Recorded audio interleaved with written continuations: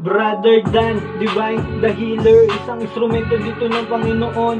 Kahit na anong sakit, huwag magatubili na lumapit. Kayang-kaya ka pagalingin. Mas mabisa ang gamutan, mabilis lang gagaling kapag malakas ang pananampalataya. Iyong paniniwala sa Diyos. Oo, yan ang ating unang isa puso. Walang imposible pag sa Kanya nagtiwala.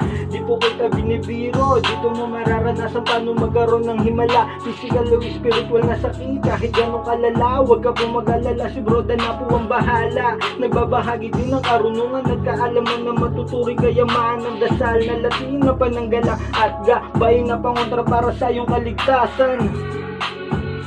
Sa inyo lahat mga kapatid, narito po muli ang lingkod, Brother Dan. Pag magbabi sa inyo ng munting alaman, natungkol sa orasyon sa taong palalo, narito po ang orasyon.